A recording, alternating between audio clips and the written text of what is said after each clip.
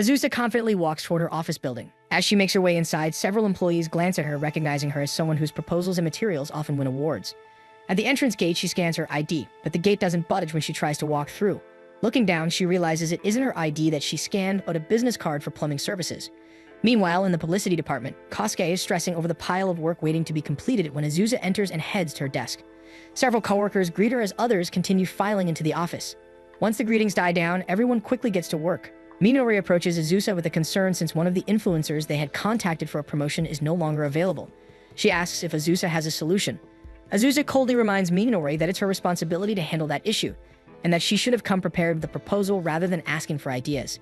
Still, Azusa suggests that if the influencer can't participate, they could use a stand-in, since several other talents are available for the project.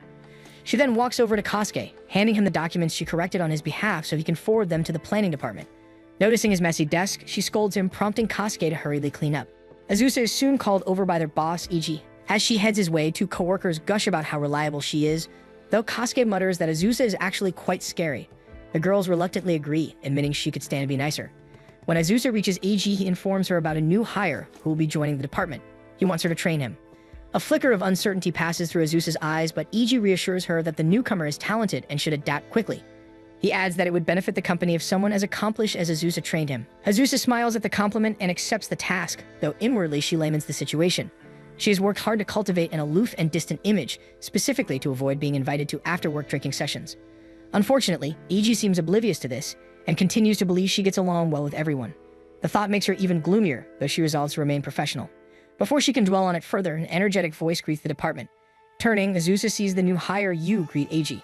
Catching her watching him, Yu apologizes for interrupting their conversation. Eiji introduces them, prompting Yu to politely introduce himself to Azusa. Azusa coldly greets Yu back, though inwardly she can't help but gush over how boyish and charming he seems. Still, she refuses to show her emotions, knowing Eiji is entrusting her with the responsibility of teaching Yu everything she knows. Gazing at him, she quietly swears to herself that she'll do her best to train him, despite her poor communication skills.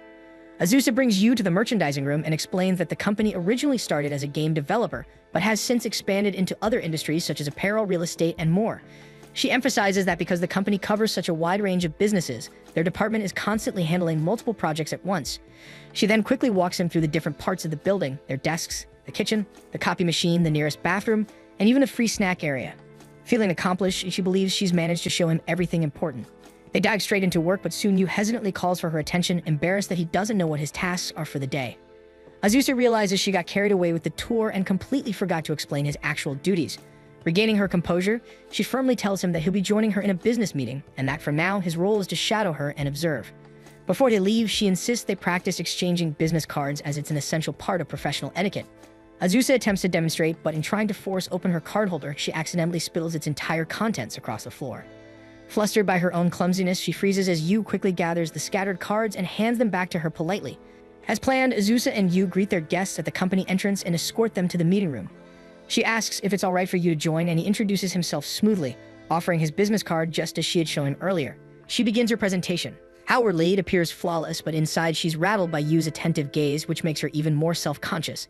The meeting proves to be a tough one for her as she spends the entire time battling her nerves.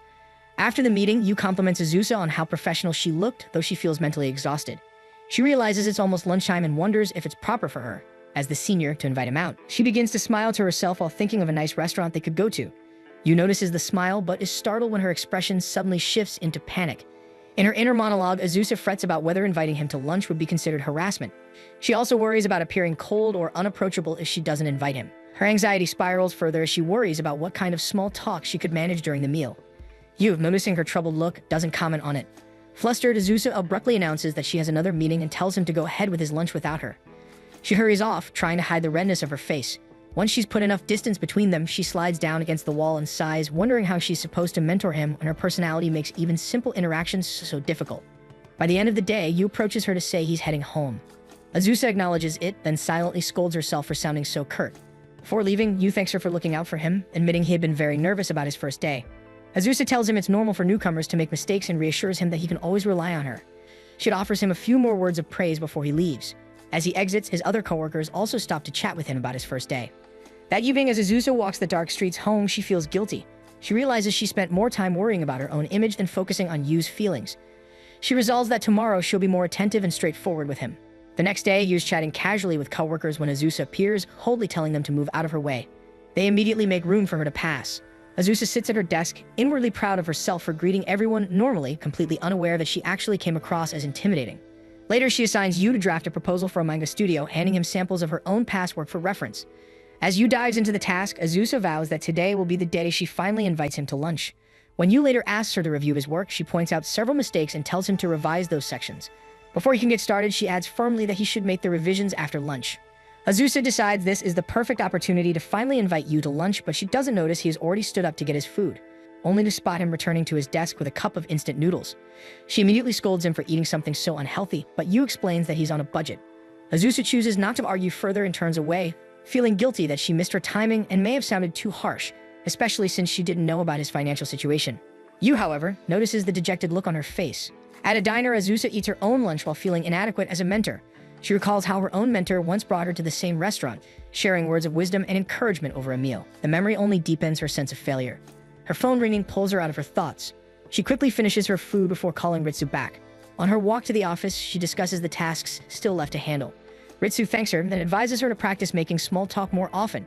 He also brings up the collaboration cafe they worked on previously, feeling confident that the cafe will reach out with another project soon. Azusa hums in agreement, noting that such a project would be good training for Yu. Ritsu is amused to learn that Azusa now has a mentee. He teases her to go easy on the rookie, knowing full well that her communication skills aren't her strong suit. When Azusa mentally argues that she did fine today, Ritsu bluntly tells her that her usual short replies don't count as actual conversation or even an attempt. Watching from his office, he observes Yu and warns Azusa that younger employees these days won't hesitate to switch jobs if they feel unsupported. Azusa immediately worries that Yu might leave because of her poor mentoring. Ritsu suggests she try reading a self-help book, but Azusa frowns at the idea, insisting she doesn't need someone else's success story to tell her how to improve. With that, she ends the call and returns to the office. As the sun sets, the publicity department wraps up for the day. Azusa finishes her own tasks and heads home, stopping by a bookstore to pick up several self-help titles about communication and mentorship. Back in her apartment, she realizes she forgot to buy dinner. Opening the fridge, she finds nothing and settles for cup noodles. She scolds herself for eating the same thing she had chastised Yu about, though consoles herself that at least she's pairing it with vegetable juice. Diving into the books, she discovers the first rule of being a successful boss is to greet everyone with energy and a smile. Remembering her cold morning greeting, she realizes she had done the exact opposite. To practice, Azusa grabs a small mirror and begins testing out her smile and greetings. However, her own reflection looks so stiff and unsettling that she quickly gives up, deciding to move on to the next piece of advice. The book suggests that instead of being strict, she should nurture her subordinate with praise. The advice confuses her since she knows she'll eventually have to correct Yu's mistakes. Leaning back on the couch, she begins to wonder if she's really cut out to be a mentor at all. Her thoughts are interrupted when she remembers the cup noodles she left sitting out. Checking on them, she finds they're overcooked. Saddened, she breaks her chopsticks and digs in. The next morning, Azusa wakes up and realizes she overslept. Panicked, she hurries to get ready, worrying about the impression it would make on Yu if she were late. Fortunately, she manages to speed through her routine and arrives at the office perfectly composed. There she spots Yu, who greets her warmly. Azusa prepares to return the greeting but freezes when she overhears Akemi and Minori whispering about her. They say she's strict and scary, and that the only reason she gets away with her lack of social skills is because she's so good at her job. The words sting, and Azusa drops her tablet, revealing sticky notes filled with reminders about communication. Yu quickly gathers them up and carefully hands the tablet back to her. As Azusa takes it, Yu catches a glimpse of the hurt expression she can't quite hide. She quickly composes herself and briskly tells him they should start their day. But before she can leave, Yu walks towards the two gossiping coworkers. With an easy expression, he tells them how lucky he feels to be under Azusa's guidance because he's already seen her kind side. Akemi and Minori are startled, realizing Azusa overheard their gossip. Yu then returns to Azusa's side and apologizes for overstepping. Azusa stubbornly turns away, declaring that she isn't going to thank him, before quietly whispering a soft thank you. As they walk toward their department, Azusa awkwardly tries to ask if he wants to have lunch together. Yu, missing the hint, simply replies that he'll have noodles again, though this time with a veggie stick to make it healthy. Everyone in the meeting room listens attentively as Azusa presents her plans for an upcoming collaboration cafe. One of their games, Racing Girls, will be hosting a maid cafe event where the characters will appear dressed as maids. Meanwhile, the cafe's interior will be redesigned to resemble the game's map, giving guests an immersive experience. Yu watches from the side, admiring how composed and professional Azusa looks as she delivers her presentation. After the meeting ends, Azusa and Yu escort their guests to the building's exit. Their partners express excitement for the project, saying the last collaboration was a huge success that brought in plenty of new fans. Once the guests leave, Azusa sternly tells Yu that he'll be participating in the collaboration cafe as well. She instructs him to review her project plans and complete several documents, using her previous work as a reference. As Azusa turns to go back inside, she silently vows that today will be the day she finally invites Yu to lunch. However, when she scans her ID at the gate, it's rejected, indicating that she used the wrong card. Later in the office, Azusa observes Yu as he plays Racing Girls. Yu glances at her and asks if she actually plays the games she manages. Azusa confirms that she does, explaining that it helps her understand their customers better by experiencing the gameplay herself. What she doesn't tell him is that she genuinely enjoys playing games. For focusing on Yu, she instructs him to keep practicing before finalizing his own proposal. Following her advice, Yu starts a race but crashes almost immediately. Azusa, deciding to demonstrate, asks for his phone, secretly relieved that her gaming skills might finally be useful in mentoring her junior. Before joining the company, she had been a hardcore gamer and even worked part-time as a game tester during college. Even now, she still chooses gaming over social outings. Taking Yu's phone, she starts a race but quickly finds it more challenging than expected. She realizes the difficulty comes from playing on a phone instead of with a controller, and the unfamiliar controls throw her off. As she instinctively leans and sways with the turns, she doesn't notice she's at the edge of the couch until she topples off. Both Yu and Azusa are shocked by the fall. Determined to recover her pride, she insists on another round. Wanting to ease her embarrassment, Yu suggests they switch to versus mode for practice. As they return to their desks, Azusa still can't shake off her embarrassment from earlier. They had sluggishly raced each other on a beginner course, and instead of showing off her gaming skills, she had only managed to look unreliable. While she's still mulling over the incident, her deskmates start making lunch plans, and Azusa realizes this might be the perfect moment to finally invite Yu out. She glances at him, but the words barely leave her mouth. He looks so focused on his monitor that she convinces herself now isn't the right time after all. Before she can decide what to do, a colleague calls her over for help. Azusa quickly stands and assists them, pushing her thoughts aside. Meanwhile, Yu gets a snag in his work and turns to ask her a question, only to find her seat empty. Spotting her helping someone in front of him, he waits for her to return. But just as he's about to call out to her, their section head summons her, and she heads off immediately once she's sure her coworker can manage without her. A nearby office mate invites Yu to lunch, saying there's something he wants to discuss with him. Azusa, catching bits of their conversation, mentally scolds herself for missing her chance yet again. She tries to refocus on the task assigned by their section head, though her mind keeps drifting back to Yu. To her quiet relief, Yu declines the offer, explaining that he brought his own lunch. Azusa feels oddly comforted by that, even though she's still distracted during her meeting. Once she returns to her desk, she resolves to finally ask him out for lunch, only to remember that he'd already said he packed his meal. She considers inviting him for tomorrow's lunch in advance, but thinks it might sound too forward, and she doesn't want him to feel pressured. Just as she's debating what to do, she hears the rustle of a plastic bag hitting a desk. Looking over, she finds Yu pulling out a cup of instant noodles. Azusa frowns, so Yu explains that he's on a budget but promises he'll eat better once he saves up next month. Swallowing her hesitation, Azusa abruptly declares that she's treating him to lunch. Yu starts to refuse, but she turns back sharply, insisting that it's her responsibility as his mentor to make sure he stays healthy and performs well. Finding no room to argue, Yu finally agrees. Finally seated together at the restaurant, Azusa allows herself a small, proud smile. She's finally managed to invite Yu out for lunch. As she waits for their meals, she fondly recalls her own mentor and how she was taught to carry herself properly as a subordinate. Lost in thought, she doesn't notice Yu quietly placing some paper towels and a glass of water in front of her. Simple gestures she had meant to teach him herself. Yu notices her troubled expression and is about to ask if something's wrong, but the waitress arrives to take their orders. When their meals come, Azusa stares at his food in shock. Yu has ordered only a salad. She scolds him as she places a generous portion of her steak on top of his salad before he can object. Azusa frowns, thinking lunch is not starting well, but when Yu takes a bite, his expression lights up at how good the food is. He thanks her and admits that it's his first proper meal in a while. Without thinking, she asks why he is on such a tight budget, and immediately regrets it since it seems too personal. Yu hesitates, then admits that he bought an expensive model kit and decided to cut back on his meals because of it. To his surprise, Azusa doesn't seem judgmental at all. Instead, she calmly tells him that it isn't wrong to indulge in the things one loves, but that he shouldn't neglect his health in the process. Yu nods, promising to do better, while Azusa quietly promises herself to stop pulling all-nighters to play new games.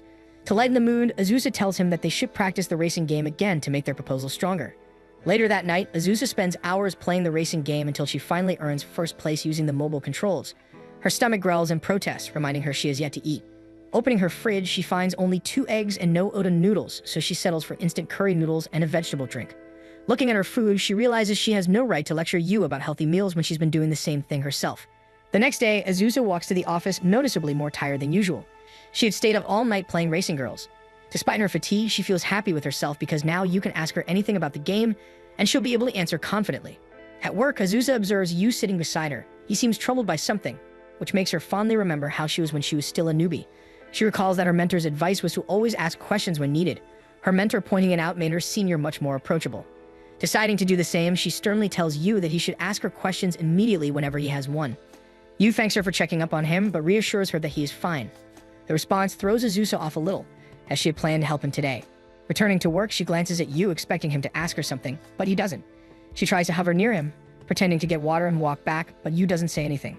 Eventually, Azusa tries to coax him into asking a question, but Yu once again politely declines the offer.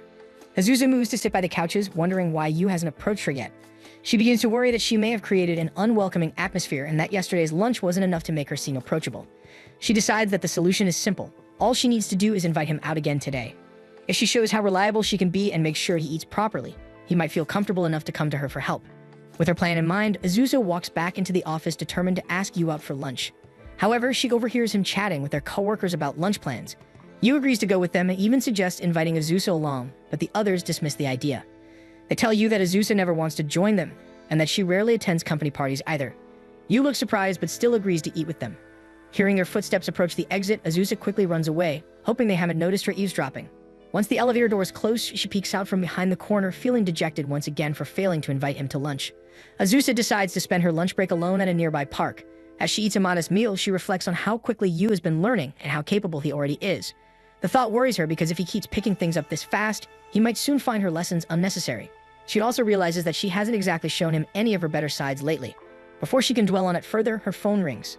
It's a call from one of their business partners, and she immediately answers in her usual composed tone. Meanwhile, Yu and his coworkers happen to pass by the park on their way back to the office. Yu spots Azusa on the phone, working diligently even during her break. He pauses to watch her for a moment, quietly impressed, until his coworkers call out to him, and he hurries to catch up. By the end of the day, Azusa notices that Yu is still at his desk. She tries to offer help, but he insists that he only needs to polish the proposal and that everything else is already handled. At the building's exit, Azusa scans her card but hesitates to fully leave the gate. Guilt tugs at her for leaving Yu to work alone, so she turns back toward their department. When she sees him focused on his desk, she suddenly feels shy about interrupting. Trying to sneak in quietly, she's quickly caught by Yu. Flustered, she explains that she came back because she'd forgotten to finish some tasks, then sits down and boots up her computer. Time passes, and Azusa eventually reminds Yu that they should head home since the last train is about to leave. Yu refuses, saying he's nearly done, but thanks her for worrying about him, and tells her she should leave ahead of him. Then, almost shyly, he admits that he finds her proposal inspiring, not just the writing itself, but her entire work ethic. He wants to create something she'll be proud of. When he turns to face her, he's startled to see tears welling in her eyes. He hurriedly offers her tissues, and Azusa tells him that while it's good to work hard, he shouldn't push himself too much. She adds that he's doing really well, even far better than she did when she first started. Yu thanks her for being considerate and for treating him to lunch, admitting that he knows she prefers to eat alone. Panicking, Azusa blurts out that she actually wanted to eat with him, that it wasn't a burden at all. Realizing what she just said, her face turns bright red and she hides her embarrassment by sternly telling him to finish his work. When Yu finally wraps up, Azusa books them a taxi, but the booking process takes so long that Yu falls asleep while waiting. Azusa quietly drapes her coat over him and even ties her scarf around his neck. Yu wakes up startled by how bundled he is, while Azusa just smiles to herself, content as they wait for their ride.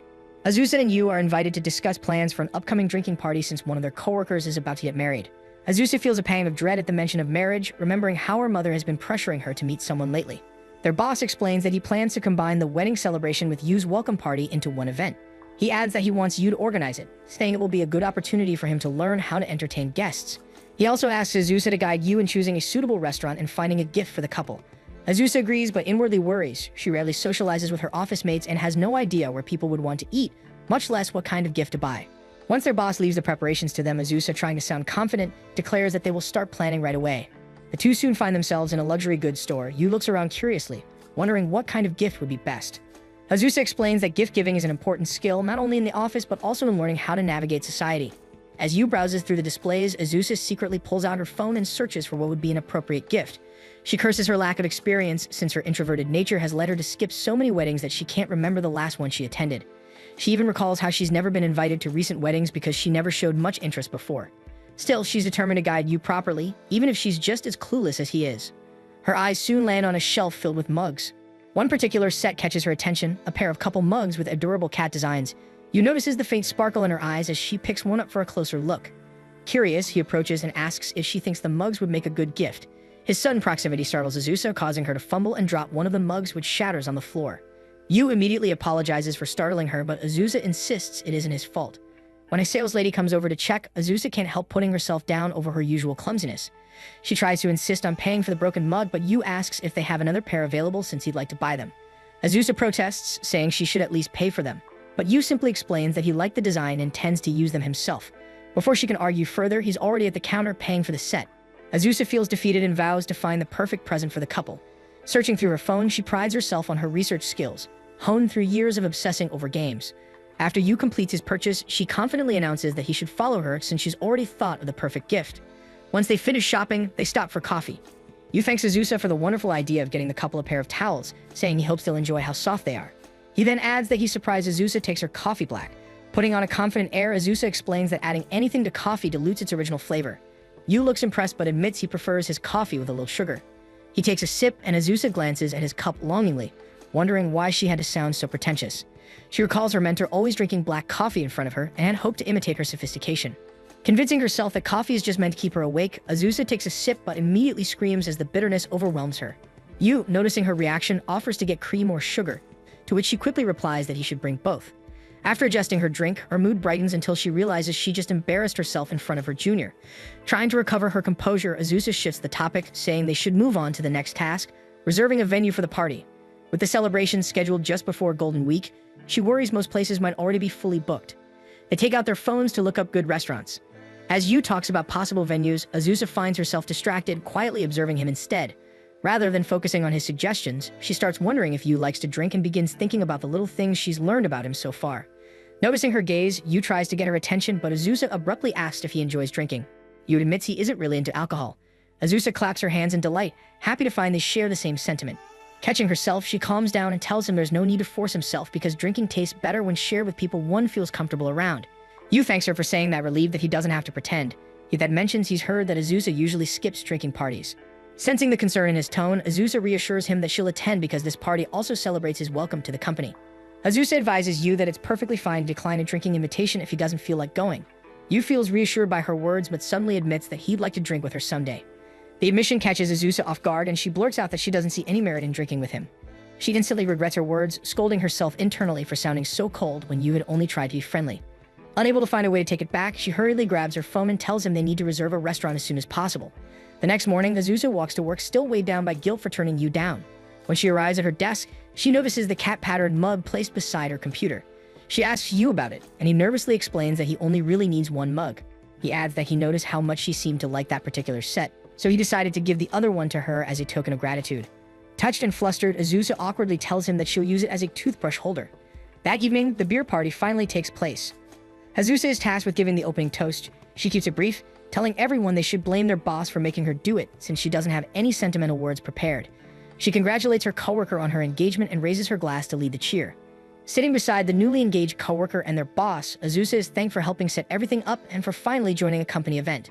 When her boss offers to pour her a drink, she politely refuses, instead pouring one for him out of respect while filling her own glass with tea. She glances toward Yu, who's seated with another group, and quietly worries about how he's doing. Soon, Kaoru approaches Yu, asking how he's getting along with Azusa.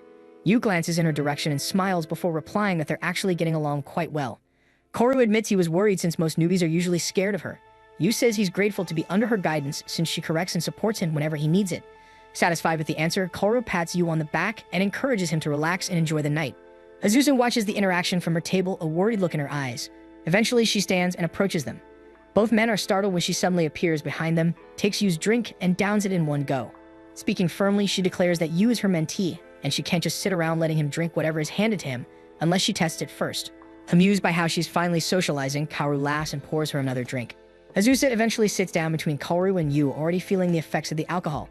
Minore offers them some food, and when Kaoru tries to pour Yu another drink, Azusa quickly pours a glass of tea and shoves it in front of him, insisting he drink that instead. Kaoru tells her she should just let Yu drink a little. Embarrassed, Azusa excuses herself and heads to the bathroom. After a while, Yu notices she hasn't returned. He glances out the door and finds her outside. Yu goes to check on her, and she tries to act fine but eventually admits that she's feeling a little sick. She tells him she'll head home ahead, and Yu offers to grab her belongings. When Yu returns to the room, the others express their disappointment that Azusa is leaving, especially since this was the first time she had ever joined one of their parties. Kaoru insists that Azusa can go home, but Yu should stay and continue drinking with them. Yu tries to slip away to deliver Azusa's things, but his coworkers won't let him go. Just then, Azusa re-enters the room with a stern expression. She announces that she received a call from a client dissatisfied with Yu's performance and that she needs to discuss it with him immediately. Yu looks confused at first since he doesn't recall making any mistakes, but when he catches Azusa's subtle glance, he realizes she's giving him a chance to escape. Playing along, he apologizes to the group and quickly excuses himself to handle work matters. As they walk home from the party, Azusa apologizes for making a scene and for driving him away early. Yu tells her he's actually grateful since he didn't really want to drink in the first place. Relieved, Azusa still looks pale, so Yu suggests they rest before continuing. Sitting on a nearby bench, Azusa hesitantly asks if Yu finds her a scary mentor. She explains that she noticed him looking nervous during the party and wondered if she was the cause. Yu admits he was nervous, but only because it was his first office party, so it had nothing to do with her. After a brief moment of silence, Azusa slowly puts on a smile and tells Yu that taking slow, deep breaths can help whenever he feels nervous. Yu smiles back and says he doesn't think she's scary at all. In fact, she's been kind to him the entire time. He fondly recalls the first time they met when he was nervously rehearsing for his interview and Azusa happened to spot him. She had told him to take calm, steady breaths and treat the interview as a chance to get to know the company. He thanked her then and had been curious about her ever since. Suddenly, Azusa stands from her seat and begins walking ahead. Surprised, Yu blurts out that he'd like to share a drink with her someday. To his shock, she accepts in a playful tone, admitting that she wants to teach him many things and learn from him too. Yu's spirits lift at her response, but his relief quickly turns to worry when he notices her steps becoming unsteady. Before he can react, Azusa nearly collapses, the alcohol finally catching up to her. The next day, Azusa scolds Yu for not taking a shower. He apologizes, explaining that after escorting her home, he missed the last train and ended up staying at a friend's place, where he fell asleep right away. She feels guilty hearing his story until her eyes land on a faint lipstick stain on his shirt. Jumping to conclusions, she immediately assumes he stayed at a girlfriend's house. Kaoru notices it too and points it out. Before Yu can explain, Kaoru has already walked off, convinced that Yu has a girlfriend. Unable to contain her curiosity, Azusa demands an explanation. Flustered, Yu insists that the lipstick stain came from her when he helped her into the taxi the previous night. Azusa's face turns bright red. Mortified, she insists that he take off his shirt so she can buy him a new one, but Yu quickly pulls back because she's trying to undress him in the middle of the office. Before the situation can get any more awkward, their boss calls for them. He asks if the two of them can take his place on a business trip to Okinawa during Golden Week. On the plane ride to Okinawa, Azusa reminds Yu that they have a full schedule ahead of them. Yu gives her a confident smile, promising to do his best. Azusa then turns her gaze toward the sea below, instantly mesmerized by the sparkling blue water. When they land, a company representative greets them and informs them that they will be carpooling to the shooting location. The car ride is lively, filled with chatter among the shooting team.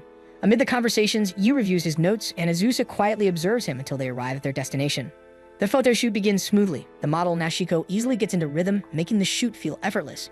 Yu, in charge of filming the behind-the-scenes footage, asks Azusa if they're allowed to record during breaks. Azusa confirms that they already have permission, but reminds him to inform anyone he plans to film. Yu then questions why Azusa herself is in a swimsuit, assuming only Nashiko would wear one. With an air of pride, Azusa explains that it would be impolite to let Nashiko be the only one dressed that way, so she decided to join in so things wouldn't be awkward. Yu, flustered, replies that it really isn't necessary since swimsuit modeling is part of Nashiko's job. When he notices Azusa's expression falter in embarrassment, he quickly takes it back, admitting he doesn't really know anything about swimsuit shoot etiquette. Suddenly, a gust of wind blows Nashiko's sun hat into the sea. Without hesitation, Azusa dives after it and manages to retrieve it. She gives everyone a confident smile as she holds it up victoriously. When she returns to shore, she hands the hat to an assistant who thanks her, and Yu immediately offers her a towel. Azusa refuses, opting to let herself dry naturally as she proudly declares that it was a good idea to wear a swimsuit after all. Yu says that he'll wear one too next time they have a swimsuit shoot. Realizing how excited she must have sounded earlier, Azusa suddenly becomes self-aware. Just then, a staff member approaches and showers Azusa with compliments about her figure. When he reaches out to touch her arm, something stirs in Yu and he lets out a sound to interrupt them. With their attention now on him, Yu nervously announces that Nashiko is on break and that he needs to check on her. The staff member quickly apologizes and excuses himself since it also means he needs to buy the team refreshments. As he leaves, Azusa lightly slaps Yu's arm in appreciation for stopping the man. The two head off to where Nashiko is resting, though Yu can't shake off a lingering feeling of unease. They quickly move through different locations for the shoot, Yu taking an active role in filming everything and helping out wherever he's needed. Azusa is always nearby, making sure he's getting along well with the rest of the team. By the end of the day, Yu is completely exhausted. While he's resting, Azusa taps a cold bottle of water against his cheek and offers it to him, worried he might be dehydrated. He takes big gulps of water while Azusa fondly watches him, complimenting his hard work. Realizing she said it so casually, her face turns red. To cover up her embarrassment, she tells him to finish the bottle and abruptly walks away. That evening, the team celebrates a successful first day of the photo shoot. Everyone is happy to be in Okinawa, enjoying the work and the company. They'd all compliment Azusa for organizing their schedules so efficiently that everything is running smoothly. They'd also thank you for helping out. Suddenly, the stage comes alive as performers whistle to grab everyone's attention. Traditional music begins to fill the air, and the performers invite everyone to join the dance. The performers instruct the men to do the rock movement while the women do the paper. The team gets fired up and decides to join in, coaxing both Yu and Azusa to dance as well. Azusa grows nervous and tries to refuse, too shy to say she doesn't know how. Yu encourages her and immediately starts dancing to the rhythm, though his steps are completely offbeat, making him look silly. Feeling guilty for hesitating when her junior is being so brave, Azusa swallows her shyness and joins in. Yu beams when he sees her dancing beside him. Soon the entire team is up and moving to the music. Even Azusa overcomes her initial nervousness and smiles brightly with everyone. You can't help but notice how beautiful she looks when she smiles at him. Later that night, back at the hotel, Yu collapses on his bed, confused about his feelings toward Azusa. A sudden doorbell rings, and when he opens the door, he finds her standing there. Azusa hands him a few creams, pointing out that he's badly sunburned. Yu looks down at his skin and realizes he forgot to apply sunscreen. Azusa reprimands him, reminding him that since they're doing PR for a sunscreen brand, he has to show the client he's actually using it. Yu's expression falls and Azusa softens her tone, explaining that Okinawa's rays are stronger than usual regardless of the season. Recognizing her attempt to comfort him, Yu smiles and promises to apply sunscreen tomorrow. The next day, the shoot takes place in a field. Everyone on the team is in high spirits since it looks like another day of smooth sailing. Azusa notices how strong the sunlight is, but the shoot continues as planned. Unlike yesterday's beach-inspired setup, today's theme focuses on Okinawa's notable city sites. They even visit a shrine where Nashiko is asked to draw a fortune. After reviewing the shrine shots, they head back to the beach to discuss the rest of their plans. Since it's the last day, everyone thanks each other for their hard work. Azusa announces that with everything finished, the team is free to enjoy the rest of the afternoon. The group cheers at the news since they finally have time to explore Okinawa. Azusa, however, feels unsure. She wants to invite Yu to go sightseeing with her, but worries it might come off as bossy, or that he might prefer to spend his free time alone. Meanwhile, Yu wonders what Azusa plans to do. One of the staff members suddenly suggests that they all go sightseeing together as a group. The idea catches both Yu and Azusa by surprise, though the rest of the team eagerly agrees. As everyone waits for their response, Azusa starts to panic. She's already exhausted from socializing yesterday and earlier today and isn't sure she can keep it up for the rest of the afternoon. Still, she tries to convince herself she can manage since they'll be heading home soon anyway. Noticing her unease, Yu interrupts before she can agree. He says he'd rather use their free time to prepare ideas for their upcoming collab cafe. Azusa immediately latches onto the excuse to work, relieved to avoid further socializing, and the team decides to split up. Once they're alone, Azusa admits that Yu really saved her back there and asks which cafe he wants to visit first. Yu quickly looks up options on his phone, but there are too many choices. Azusa leans over to take a look and easily picks a spot for them to start with. They visit a cozy cafe with a traditional aesthetic where tea is served in clay cups. Azusa enjoys the relaxing atmosphere while Yu searches for more cafes to check out. Their next stop is a place famous for its parfaits, and they can't help but be amazed when they see a group of girls at the next table order a giant parfait compared to their regular size ones. By sunset, they end up at a cafe overlooking the sea. Yu starts drafting plans for the collab cafe, but gets distracted when he notices Azusa gazing out at the ocean, her expression bright and beautiful. On their walk back to the new hotel, Yu feels energized, happy that their last day was spent cafe hopping. He realizes how different Okinawa's cafes feel compared to the ones in Tokyo. Azusa, meanwhile, reflects on how earnest Yu is with his work. Despite the long hours, he never once complained and even used his free time to continue working. She hopes that he still managed to enjoy the trip, even if it was mostly for work. Yu notices her growing quiet and checks on her, prompting Azusa to quickly thank him for the behind-the-scenes footage they'll be meeting. When they arrive at the hotel, they're met with unexpected news. The staff informs them that only one room has been reserved for them. They try to clear things up with the hotel staff, but the staff insists that the reservation was made that way. What she doesn't know is that Minori, who handled the booking, had mistakenly reserved a single room with 2 beds, thinking it was the same thing. Azusa checks if they can book an additional room, but everything is fully booked for Golden Week. With no other choice, she decides they'll have to take the room and figure out a suitable arrangement once they've settled in. Afterward, Azusa takes a bath and reflects on their situation. Even if the room has twin beds, the idea of sleeping in the same space makes her anxious. She briefly considers booking another hotel, but realizes it's unlikely she'll find one available this late on a holiday. She sighs, thinking about how she always seems to attract this kind of bad luck. During another work trip, she once had to share a room with her mentor, Kanzaki. Though she was nervous then too, Kanzaki had lightened the mood by ordering cake and charging it to the company as compensation for the booking mistake. Wondering what she could do for Yu to make things more comfortable, she leaves the bathroom and heads back to the room. She notices Yu isn't in the living room. Instead, he's packing up some of his things. Yu informs Azusa that he'll spend the evening at a nearby manga cafe so she can have the room to herself. As he's about to leave, Azusa stops him, insisting that these things happen and that she's fine sharing a room with him. She adds that something similar had happened to her before. Yu hesitates, still uneasy about the idea. Azusa explains that she once had to share a room with her mentor, someone she greatly admired, and that it turned out fine. She admits that they even had fun, though she tells Yu that he doesn't have to force himself to enjoy himself. Even so, Yu insists that it might be better if he just leaves. With his hand already on the doorknob, Azusa suddenly appears beside him, holding out her phone with a racing game on the screen as she challenges him to a rematch. Yu stares at her, momentarily stunned, before Azusa teases him for being scared to lose. Laughing, Yu decides to stay and accepts the challenge, reminding her that she didn't win a single round the last time they played. Soon, the living room is scattered with snacks as the two play round after round. Azusa struggles with the mobile controls as usual, accusing you of cheating whenever his car speeds toward the finish line. You realizes she isn't using any of her turbo boost and points it out, showing her how to use them. Instead of getting frustrated, Azusa thanks him, grinning as she declares that she'll definitely beat him now. Her enthusiasm makes you blush, which she mistakes for another sunburn. She teases him for forgetting sunscreen again, and you quickly excuses himself to buy more drinks. At the vending machine, you takes a deep breath, trying to make sense of his feelings. The thought of Azusa sharing a room with her mentor leaves a strange ache in his chest. He realizes he feels jealous because Azusa looks up to someone. When he returns, he finds Azusa fast asleep on the bed, clutching her phone tightly. Smiling softly, he considers sleeping, but she suddenly stirs awake, complaining that he took too long. She insists she won't sleep until she finally beats him. Yu smiles and gives in, playing with her throughout the evening. The next morning, they nearly miss their flight home, rushing to the airport with their bags in hand. Despite barely sleeping, Yu feels refreshed. The trip gave him plenty of ideas for their Clueless cafe, and more than that, he genuinely had fun. Azusa admits she did too, smiling as they run side by side. Watching her smile beside him, Yu feels his cheeks grow warm again when she reminds him that they'll have a full schedule waiting once they're back at the office. One morning, as Azusa eats her breakfast, the news reports that a typhoon is approaching the area and advises residents to stay indoors. Azusa reviews her workload and realizes that, even with the advisory, some tasks can only be completed at the office, meaning she'll have to risk the trip. She hesitates, wondering if she should make Yu come in as well.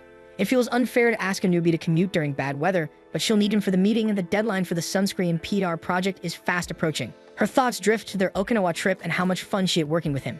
Catching herself smiling and daydreaming, she shakes her head and finishes her breakfast, gathering her rain gear to prepare for the commute. She decides that she'll make sure they finish early so Yu can go home before the storm worsens. However, as she heads out, she forgets the most important item of all, her umbrella. When she arrives at the empty office, she's surprised to find no one else around, but then Yu greets her from behind. Startled, Azusa turns around and quickly hides her nervousness by instructing him that they should work quickly so they don't get caught in the worst of the typhoon. As the two settle into work, Azusa notices how different the office feels when it's just the two of them. The silence between them is comfortable, but makes her oddly self-conscious. She tells herself she should be used to Yu's presence by now, especially after their Okinawa trip since they had to share a hotel room together. She shakes her thoughts away and focuses on her tasks, not realizing Yu occasionally glances at her as she takes sips from the cat mug he gave her. When they finally wrap up the things they need for the meeting, Yu looks out the window and frowns. The rain has already intensified. Azusa sighs, admitting she had hoped to finish before it started pouring. She then worries aloud that Yu's shoes might get soaked. Yu admits they aren't waterproof. Noticing her cute rain boots, he compliments them without thinking. Azusa's face turns red and she masks her fluster by lecturing him to buy proper business rain boots next time so he can be more prepared. Yu apologizes and they head down to leave the building. Outside, the rain pounds heavily against the pavement. Azusa mutters that she forgot her umbrella, scolding herself for teasing Yu earlier when she wasn't any better prepared. Without hesitation, Yu insists she use his umbrella. Before she can refuse, he explains that he has a spare collapsible one in his bag. Reluctantly, she accepts. They step out into the storm together. The winds whip around them, pushing their umbrellas in every direction. Azusa manages better since Yu gave her the sturdier umbrella, but when she looks back, she sees him struggling with his smaller umbrella bending under the pressure. Azusa insists that Yu use the sturdier umbrella while she takes the smaller one, but Yu stubbornly refuses and walks ahead even as his umbrella keeps folding into him. Azusa moves closer, holding her umbrella out to cover them both, saying it would cause trouble for their clients if he arrived at the meeting soaked. Yu smiles at her kindness and offers to hold the umbrella for both of them, accidentally taking her hand in the process, which makes Azusa nervous. As they trudge through the rain together, Azusa notices that Yu still positions the umbrella to shield her more than himself, allowing his shoulder to get soaked in the rain. Up close, she can't help but realize how much taller he is since it is the first time they've had to be so near each other. When they reach the client's office, the clients apologize for asking them to come in during such a storm. Azusa remains composed and thanks them for making time to meet. She eagerly presents the merchandise samples for the upcoming Clueless cafe and lets Yu discuss the items in detail. Aside from the products, Yu explains the cafe menu and how they plan to incorporate the latest racetracks that will be released in the next update. Azusa watches him closely and notes how well he handles everything as usual. She silently scolds herself for forgetting her umbrella and needing to rely on him. Determined to make it up to him, she decides to finish work early so Yu can head home ahead of time. After the meeting, they rush back to the office, Azusa with an umbrella she had just bought. Despite having umbrellas, they both still end up drenched. Azusa immediately throws a towel over his head and starts drying his hair. They both smile as she fusses over him, and Azusa is reminded of her family's cat as she does. They head back to their floor, and she then tells him to hang up his jacket so it can dry, and Yu offers to get her a coffee. As he leaves, Azusa notices he simply draped his jacket over his desk and worries it'll wrinkle if left like that. She picks it up, surprised at how large it is, and wonders how people are supposed to hang something that big properly. When Yu returns with their coffee, he finds Azusa wearing and playing with his coat. He doesn't interrupt, quietly finding the sight adorable because of how big the coat fits on her. She eventually notices that she's been caught, and her face turns red from embarrassment. To seem professional, she tries to play it off by simply thanking him for the coffee and not even mentioning what she was doing. As the hours pass, Azusa remarks that the storm might be reaching Kanto earlier than expected. She takes bites of her sandwich as she catches Yu lost in thought as he observes the rain from their window. She teases that he might actually be excited about the typhoon. Yu admits that he's feeling a bit restless because of the storm, and Azusa tells him that he'll stop feeling that way once he's worked longer. Right now, he's still just a kid. Yu seizes the moment to tease her, asking if that means she's also a kid since she was just playing with his suit. Azusa chokes on her sandwich and insists that there are simply times when she wants to be childish. A flash of lightning and a loud crash of thunder make Azusa flinch, and she quickly moves away from the window to an area in her office where she cannot see the lightning. Yu notices that she might be scared of lightning and thunder and reassures her that lightning would most likely hit a lightning rod since they're in the business district. Azusa tries to calm herself, but another rumble of thunder still makes her uneasy despite no longer seeing the lightning. To distract her, Yu suggests they play a word game. She agrees, and when Yu quickly messes up, she begins to laugh. When she calms down, Yu points out that the lightning has already passed, and Azusa feels calm and determined enough to finish work. As the day draws to a close, the rain starts to pick up again. She advises Yu to head home early before the trains stop running. Yu hesitates, realizing Azusa plans to stay behind. She admits that she will since there are still tasks she can only do in the office, and she wants to finish them now since she'll be working from home tomorrow. Instead of leaving, Yu offers to help so she can go home sooner. Touched by his thoughtfulness, Azusa asks him to retrieve some documents from the sales department while she attends an online meeting. She tells him to just leave the papers on her desk afterward and head home directly. As she moves to another room for the meeting, she can't help but think about how kind Yu is. Down in the sales department, Yu finds Sukahara, a senior from his school. Seeing him there, Sukahara decides to have some small talk with Yu. Sukahara complains about all his deadlines today and asks Yu if he can give him some of his tasks so he can head home earlier. Meanwhile, Azusa finishes her meeting and notices how late it's gotten. The wind outside sounds much stronger now, and she wonders if the trains are still running. When she returns to her desk, she's surprised to find Yu still there. Although she wants to ask why he hasn't left, she instead tells him they should hurry up and go so they can catch a train. But Yu says she should go ahead since he was asked to help out by a senior, so he plans on staying overtime. Azusa's patience snaps. She storms over to the sales department and confronts Sukahara, telling him not to dump his work on Yu. Sukahara insists it was just a request and that he didn't force Yu to do anything. But Azusa fires back that he used his seniority to make Yu comply, explaining that asking a junior for help is practically an order they can't refuse. She accuses Sukahara of taking advantage of that. Azusa firmly tells Sukahara that she will not tolerate her junior working overtime in such bad weather and orders him to do his own work. With that, she storms out of the department. Sukahara gives a quick apology to Yu, who smiles and thanks him before running after Azusa. Yu catches up to her, and Azusa tells him to just say no to extra work next time. Before they head out, they check if the trains are still running. Once Yu confirms, Azusa tries to lead the way to the station but nearly gets blown away by the wind. She quickly retreats to the safety of the building, and the two of them stare outside, wondering how they'll even make it out alive. Azusa suggests that since the rain is so strong and they'll get wet anyway, they should just make a run for it. Yu, however, suggests they share an umbrella instead. He insists that it's safer than running, reasoning that at least they'll have some cover if anything flies toward them. Trying to convince her, he adds that in times like this, being a man can be useful since he's strong enough not to be blown away and can keep the umbrella steady for them both. He realizes his words sound weird and emphasizes that he really just meant strength and nothing else. Azusa finds herself agreeing, and just like before, she ends up walking very close to Yu. His words make her realize that even if he's her junior, he's still a man, and that thought makes her nervous. At the same time, she can't help but notice how reliable he is even outside of work. Yu glances at her to check if she's doing okay and admits that the umbrella isn't really helping much. Azusa insists that it is helping. She then admits that the reason she wanted to run earlier was that she was scared of missing the train. Yu laughs at her honesty before quickly apologizing. Suddenly, a strong gust of wind nearly rips the umbrella from Yu's hand. He leans it closer toward Azusa to keep her from getting wet. Azusa starts to protest, but Yu suggests she move closer so he can shield them both better. Nervously, she steps closer until they're side by side beneath the umbrella, walking together through the storm. Azusa asks if Yu can still walk properly, and he says he's fine, which makes her smile. Luckily, they both manage to catch the train and are surprised to find that they actually take the same line home. Azusa usually ends work later than Yu, so he's never had the chance to ride with her before. They make polite small talk to fill the awkward silence, and soon enough, the train stops at Azusa's station. Before she leaves, Yu hands her his umbrella since it's sturdier and mentions that he lives close to his own stop. Azusa smiles and accepts the umbrella, also handing him a small pack before stepping off the train. She thanks him for the work he did that day and watches as he bows politely just before the train starts moving again. When she arrives home, Azusa hangs Yu's umbrella beside her own, adjusting it so they're close together. She feels a quiet relief knowing she won't have to face the storm tomorrow, though part of her isn't sure how she'll face Yu either. Meanwhile, Yu arrives home and begins drying his hair with the towel Azusa had given him. As he does, he wonders if he should buy some nice-smelling fabric softener to wash it with. Azusa rehearses her lines on the way to work, planning to ask Yu out for drinks as a thank you for lending her his umbrella. But as she nears her department, she spots Yu talking with Miho, whom she hasn't met before. She slows her steps and listens in on their conversation, a strange feeling of jealousy stirring inside her. The moment she realizes it, she shakes it off and tells herself she should be happy for Yu. Mentally, she cheers him on instead. As she listens longer, she overhears them talking about fireworks. Assuming the event is happening soon, she decides to postpone inviting Yu out for drinks and starts to walk away. However, she freezes when she hears Akemi and Minori suddenly butt into the conversation, asking if they can join Yu and Miho to watch the fireworks. Irritation rises in her because she finds it rude that her coworkers would interrupt Yu's conversation just to invite themselves. The more she listens, the more she feels that Akemi and Minori are overstepping their bounds. Seeing Yu and Miho politely struggle to refuse their seniors, Azusa finally decides to step in. She walks up and announces that she'll be joining them as well. Her unexpected declaration makes Akemi and Minori instantly back down, nervously excusing themselves and leaving the group alone. Azusa is secretly relieved that her reputation as an unapproachable senior still works in her favor. Turning back to Yu and Miho, she quickly clarifies that she doesn't actually plan on joining them and that Yu should enjoy the festival with Miho. When she sees their confused expressions, she realizes perhaps she completely misread the situation. Maybe they had wanted to go with their seniors after all. But before she can correct herself, both Yu and Miho invite her to join them to watch the fireworks. The three of them head to the break room to talk.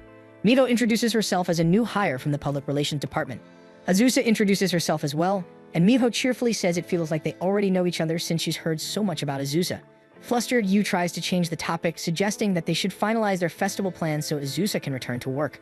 Miho pulls out her phone and shows Azusa that she won seated tickets for the fireworks festival, explaining that all 6 new hires plan to go together.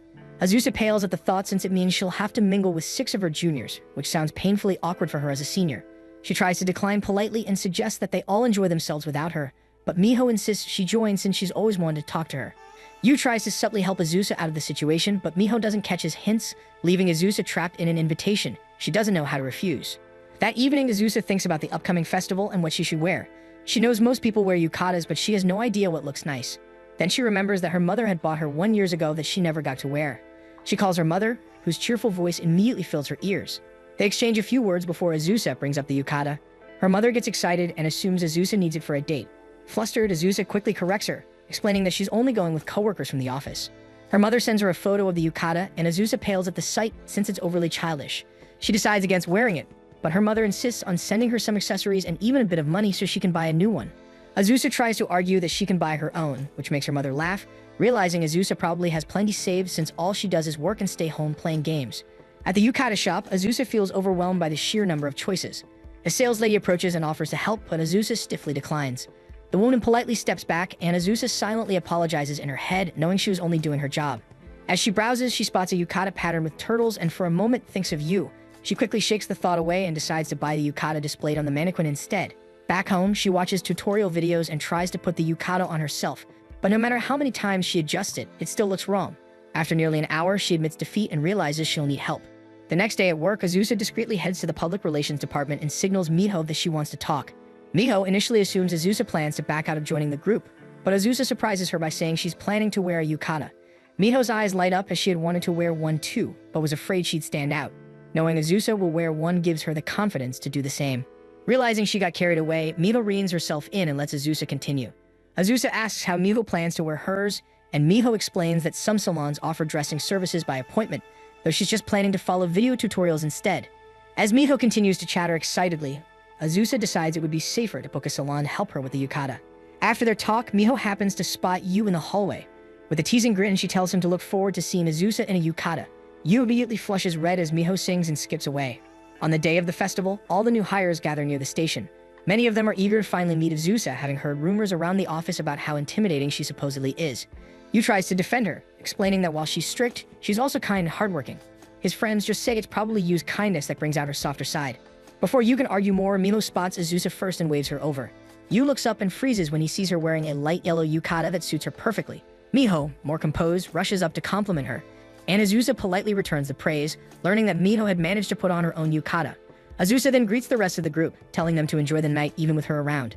The group eagerly returns her greeting, relieved to find she's not nearly as scary as they imagined. Yu tries to introduce everyone but ends up stammering, and the others take over while teasing him for being shy. Azusa simply smiles at their energy.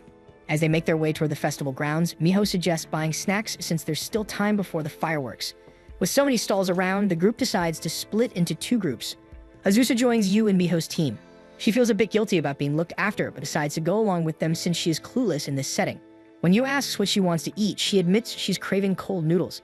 Yu and Miho start suggesting other festival foods, listing popular Japanese snacks. Azusa agrees to go with their choices, happy to try something new, and hands them her wallet to pay.